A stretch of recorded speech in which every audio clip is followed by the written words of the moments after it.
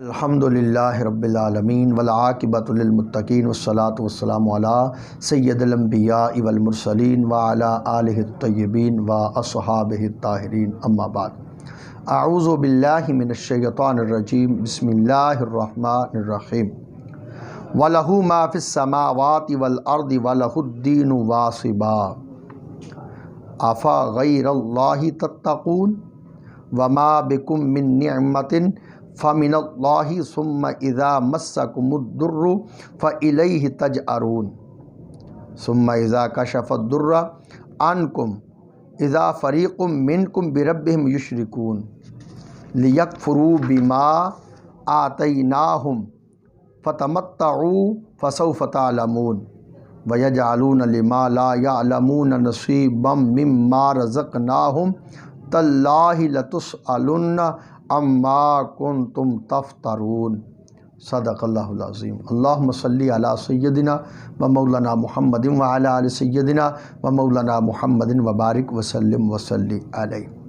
تفسیر نور القرآن سورۃ النحل آیت نمبر 52، 53، 54، 55 اور آیت نمبر 56 ہمارے آج کے درس شریف کا موضوع ہے۔ سب سے پہلے تلاوت کیے گئے قرآنی الفاظ کا اردو ترجمہ اور پھر ان الفاظ کے تحت جو ارشادات حضور قبلہ فرید العصر رحمۃ اللہ علیہ نے بیان فرمائے ان کو پڑھنے کی سعادت حاصل کریں گے۔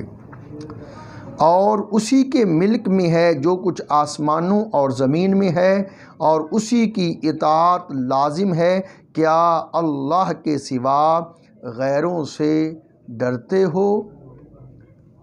تمہارے پاس جو بھی نعمت ہے وہ اللہ کی طرف سے ہے، پھر جب تمہیں کوئی مصیبت پہنچتی ہے تو اسی سے فریاد کرتے رہو، پھر جب وہ تم سے مصیبت کو دور کر دیتا ہے تو تم میں سے ایک گروہ اپنے رب کے ساتھ شریک بنا لیتا ہے تاکہ وہ ہماری دی ہوئی نعمتوں کی ناشکری کریں، پس تم عارضی فائدہ اٹھا لو، پھر تم عنقریب جان لو گے۔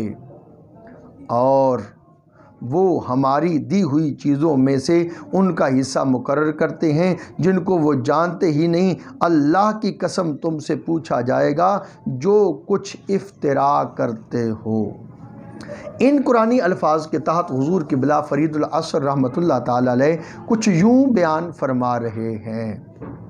پہلی آیات مبارکہ میں ذکر تھا کہ فرشتے اللہ سے ڈرتے ہیں اور اطاعت بجا لاتے ہیں۔ ان آیات میں بندوں سے ارشاد ہے کہ تم اللہ سے ڈرو۔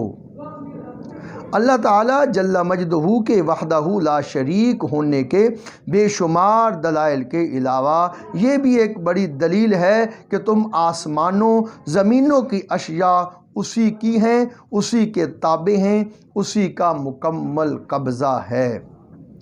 کائنات پر قبضہ اس صورت میں ہے کہ وہ خالق ہے۔ یہ ایسی صفت ہے جو کسی دوسری جگہ نہیں پائی جا سکتی۔ بعض دفعہ قبضہ کسی کی شے پر ہو جاتا ہے، یہاں وہ بھی قطعی نہیں، یہ سب کچھ اسی کا ہے، اسی کی ملکیت ہے، وہ خالق ہے۔ حکم فرمایا جا رہا ہے کہ اللہ کے غیر سے مت ڈرو۔ حقیقی ڈر اللہ کا ہی ہے، اسی کو دل میں رکھو۔ جب اسی کا ڈر مسلط ہو جائے گا تو تمام قسم کے ڈر خوف ختم ہو جائیں گے۔ کائنات بھر میں اسی کا ضابطہ ہے، اسی کا قانون ہے، پھر غیر سے ڈر کیوں؟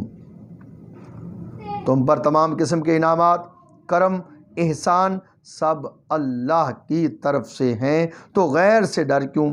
اسی کی طرف سے تم پر انعامات ہیں جو شمار میں ہی نہیں آ سکتے۔ فضل و کرم کی موج میں زندگی گزار رہے ہو تو وہ خدا تمہیں یاد ہی نہیں آتا؟ ہاں، جب کسی مصیبت میں پھنس جاؤ تو پھر اسی کی طرف تکتے ہو، اسی ذات کو ہی اپنی مشکلات کا حل سمجھتے ہو۔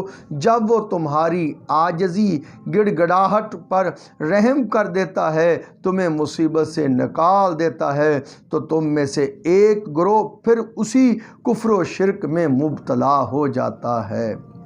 کچھ لوگ بت پرستی سے تو بچ جاتے ہیں، مگر مال، اولاد، جائیداد، دنیا کی لگن اس قدر غالب ہو جاتی ہے کہ ان کی توجہ خالق حقیقی سے ہٹ جاتی ہے اور شیطانی حرکات سے رب سے دور ہو جاتے ہیں۔ یہ بھی ایک قسم کی بت پرستی ہے۔ انہوں نے بتوں کے سامنے سر جھکائے، انہوں نے مال و دولت، اولاد اور مفاد کو ہی سب کچھ جانا اور حق سے دور ہو گئے۔ انہیں کہہ دیں دنیا سے عارضی فائدہ اٹھا لیں۔ ان کے شرکیہ نظریات سے ایک یہ بھی ہے کہ ہمارے دیے ہوئے رزق سے بتوں کا حصہ مقرر کرتے ہیں جنہیں وہ جانتے ہی نہیں۔ اللہ کی قسم انہیں ان کی افتراء بازیوں کے متعلق پوچھا جائے گا۔ آیہ مبارکہ کے آغاز میں غیر اللہ سے ڈرنے سے منع کیا گیا ہے۔ اس کا ایک مفہوم یہ بھی ہے کہ ہم کسی برے کام کو اپنے اعزا، اقربا یا دوستوں، شاگردوں کے سامنے تو نہیں کرتے مگر تنہائی میں کر لیتے ہیں۔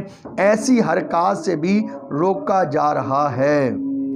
آیہ مبارکہ میں فرمایا گیا ہے جب تم سے مصیبت اٹھا لی جاتی ہے تو شرک میں مبتلا ہو جاتے ہو کہ ہماری نعمتوں کی ناشکری کرو۔ شکر کرنا تو اللہ کی عظیم نعمت ہے جسے نصیب ہو، ناشکری عذاب ہے جس سے اللہ ہمیں بچائے۔